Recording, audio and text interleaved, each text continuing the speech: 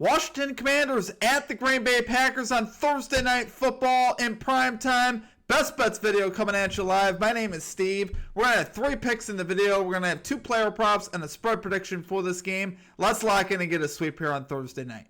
Well, my presence isn't real. It's another bad one like this is scale. It's straight fire. All my bets straight from. You're in the house that Cap made now. Straight fire. As always, my friends, if you guys are new to the channel, make sure you guys hit that like and subscribe button for me. Always appreciate that. On the road to 10,000 subscribers. Appreciate all of your guys' support as always. Let's have a big Thursday night, guys, and get a 3-0 sweep. Super excited for it. First thing we're going to do, though, we're going to do a recap from last week. This is from Sunday and Monday, so all our picks on Sunday and Monday. We ended up going 5-6, minus 1.29 units. Obviously, an up and down week. We started with our Sunday afternoon picks. We went 1-4 in our Sunday afternoon picks, from our 1 and 4 o'clock games. Then we swept Sunday Night Football, going 3-0, and then we capped off on Monday Night Football, going 1-2. So, obviously not our best week, but not completely horrible. I know that's a great pitch, right? It was definitely not everything we wanted in week number 1, but we did survive it. It was not like a horrible week. But now we got a little bit of data here. We get to see these teams play, so hopefully we'll have a better week now, and we'll be able to get rolling here heading into week number 2. As far as our Comet Cappers, though, had a pretty good week. We had Justin McKelvey calling the Minnesota Vikings money line. KJ Philly 5-teamer calling Derrick Henry over 4.5 receiving yards there on Sunday night. Tevin Herndon calling Daniel Jones over 205.5 passing yards. And then Mike Crone calling Joe Flacco for 250-plus pass yards. We love to see it, guys. Great call-outs there from our Comet Cappers as always. You guys always kill it in the chat. So appreciate you guys. Make sure you guys drop your favorite pick for this game down below in the comment section. Put a star or an asterisk next to your pick, and we'll include your pick in our next video if it hits. Just keep that in mind. And also check out the pinned comment and the description. For any links you guys are looking for here around the channel, membership, merchandise, social media, all down below in the pinned comment and the description there for you. And then keep in mind our NFL Week 2 spreads and totals. Best Bets video is also live. I'll have that pinned here at the end of this video. Make sure you guys give that video a look. About a 45-minute video. We cover every game. We get picks for every single game. Spread and total predictions for every single game there on the slate. We did pretty good on our spreads last week. In week 1 total going 10-6, so it was about 63%. Totals were 8-8, so that was about a wash there. But I almost did win my pick'em pool. My aunt beat me out in my pick'em pool. But it was a pretty good first week of predictions and picks for us there overall as far as that goes. So hopefully we could have a little bit better of a week and make some good money here this week. And yeah. Without further ado, though, guys, it's time to get after it. Let's get this sweep in this Commanders-Packers game. Let's get right into our picks here at number 1. Going with the Green Bay Packers. Minus 3.5 spread here versus the Washington Commanders. Minus 105 odds on Fanatics. I'm going to be honest with you guys. As a Lions fan, some of this actually pains me, but I think the Packers are the best team in the NFC North, and I think it's pretty clear. They're very well balanced. The quarterback play, Jordan Love, is already in the MVP conversation. He looks great throwing the football and managing this offense. He got a very strong running game there with Josh Jacobs. Really good line play. And then, of course, on defense, they just added Micah Parsons to an already pretty good defense. So there's a lot of good things happening here for Green Bay. And I think this could be definitely their season and where Jordan Love can break through. And here I just see it, versus the Commanders here. Commanders are a good football team. No doubt about it. Jaden Daniels is the truth. This team has also gotten better. But I think this game being up in Lambeau, I think the fans are going to have an impact here. The energy is going to have an impact. A lot of excitement, I think, in Green Bay right now. I think they come out and play very well again and win this game.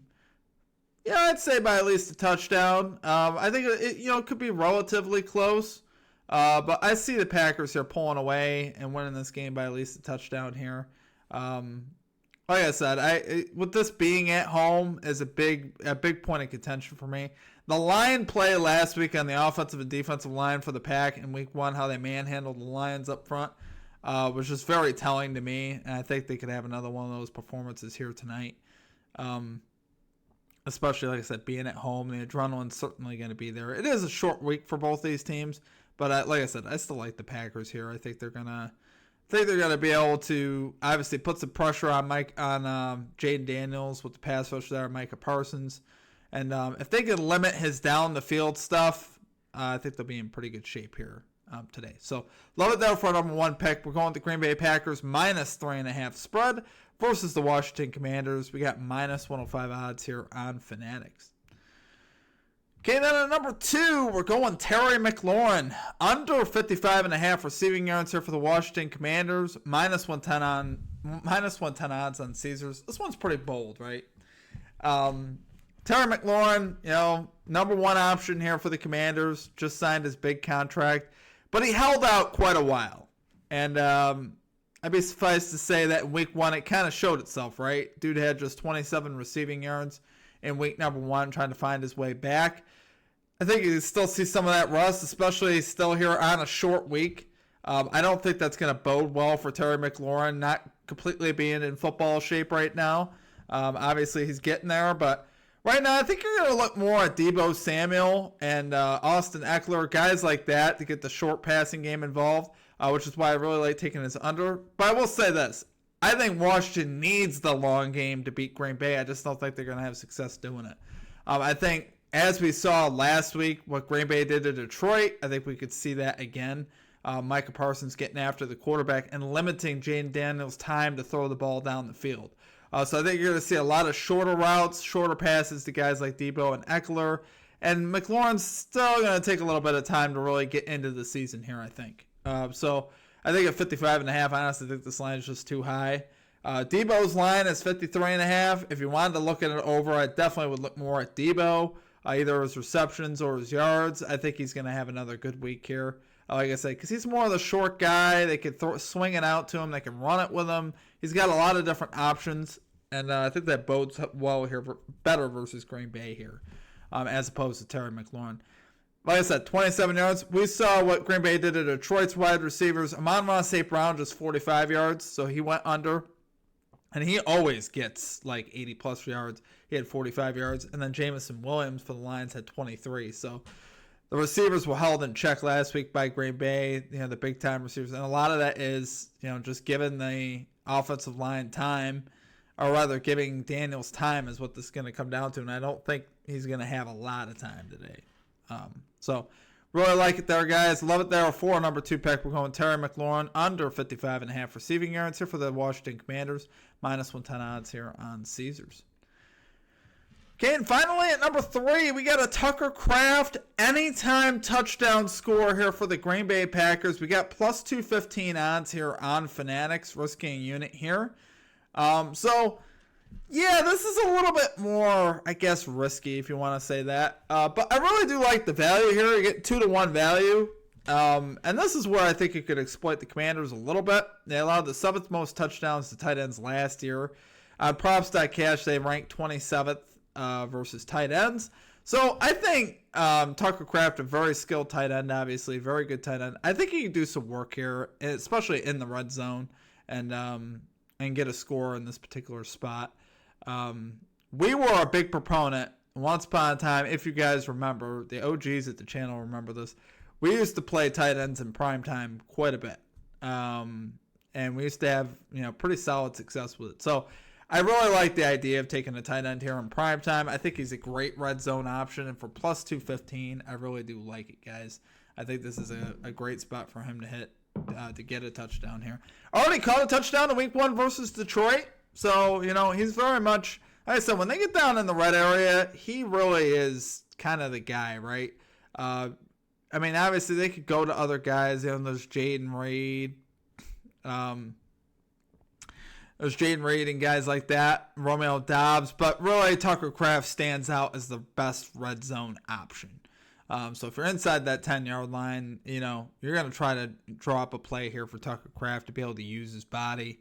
And obviously, catch one, either up the seam or, on a flat route or something like that. So I anticipate them using him. Hopefully that comes to fruition. I don't want to see that not come to fruition. So love it there, guys, for number 3 pick, though. We got Tucker Kraft, anytime touchdown here for the Green Bay Packers. We got plus 215 odds here on DraftKings. All right, guys, that is it for our picks. If you guys enjoyed the content, make sure you guys hit that like and subscribe button for me. Always appreciate that on the road to 10,000 subscribers.